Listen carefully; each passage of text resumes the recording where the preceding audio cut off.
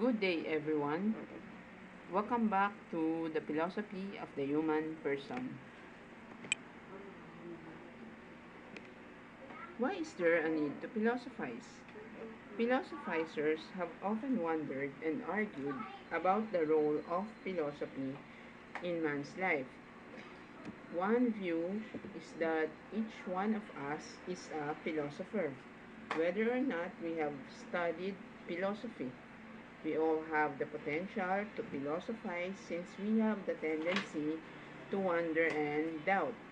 We possess the capacity to reflect on our experiences, and we have never ending need to learn and discover. The Greek philosopher Plato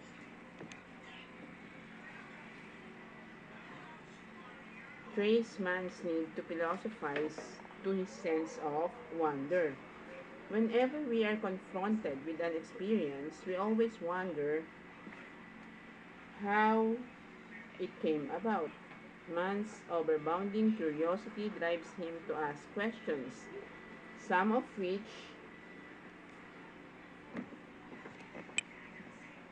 is why do we exist? Do you have any other ideas about questions of wonder? Okay. For what purpose were we created? Where did we came from?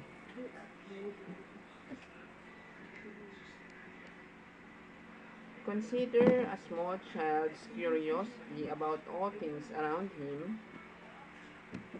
most of which he encounters for the first time. This perspective drives the need of a philosopher to question, examine, and learn more. Next, to doubt.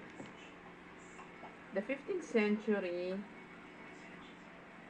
French philosopher René Descartes traced the need to philosophize to doubt. Descartes was famous for rejecting or questioning established ideas,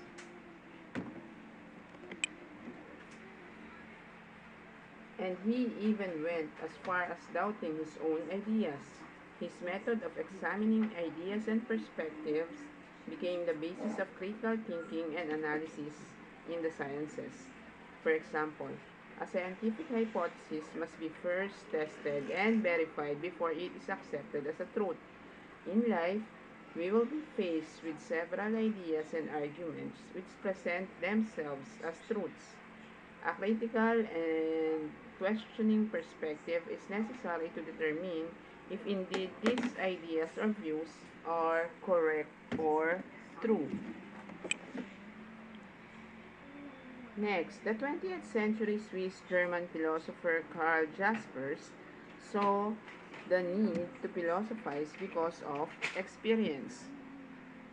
Jaspers believed that man is often confronted by experiences which challenges his ideas and frameworks.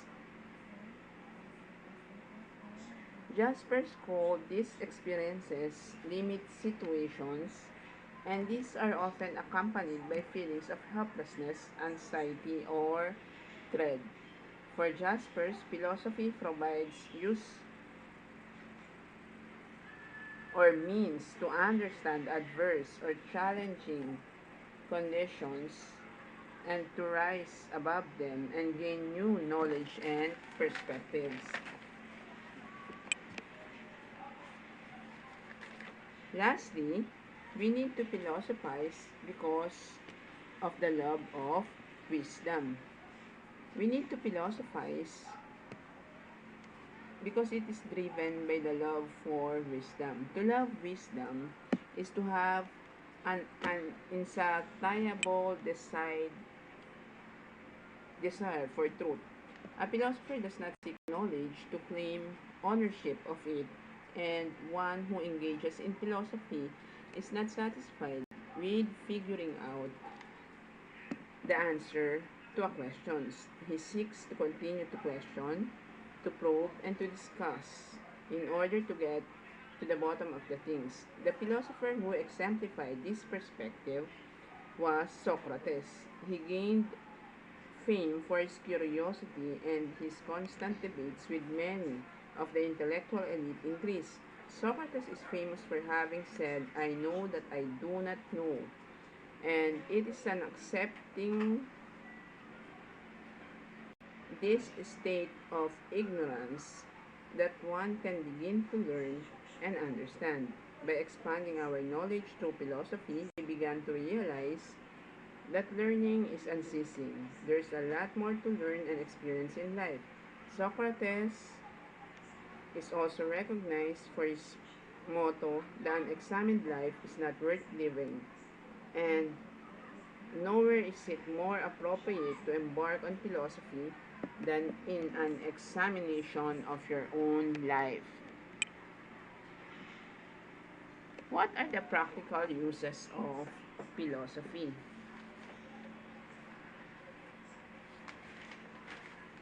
Philosophy has an important place in our daily lives. Engaging in philosophical reflection leads to the development of beneficial skills that individuals can apply in everyday situations.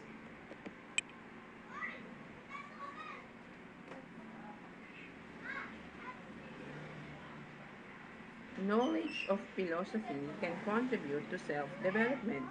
One can be a better student, scientist, artist, professional, and citizen if he or she has the capacity for inquiry, critical thinking, and reflection. In addition, philosophy encourages a person to know oneself, his or her strengths and weaknesses, establish an identity, and determine his or her purpose in life. Self knowledge also grows along with one's understanding or the world's,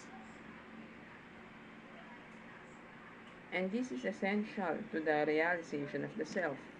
There are tools to develop one's own ideas and views and engage fully in useful activities in the community, nation, and the world at large.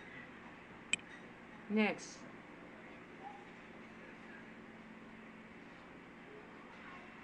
philosophy also improves problem solving and decision making. The ability to analyze a problem or dilemma, identify its significant aspects, and come up with alternative solutions. This is an important skill learned through philosophy. Philosophy enables a person to engage in critical analysis and interpretation of concepts, definitions, arguments, and problems. It is also a training to be critical of our own ideas as well as of others, meaning we don't simply accept or reject whatever it is that is presented to us. One can apply this critical and analytical mindset in processing information gained from the media and addressing certain issues encountered in life. Critical thinking skills can help us avoid being tricked by false claims or manipulative schemes. Next, a philosopher is a good communicator who can clearly and adequately present his or her ideas. Discussion and debate requires skill in presenting and communicating ideas.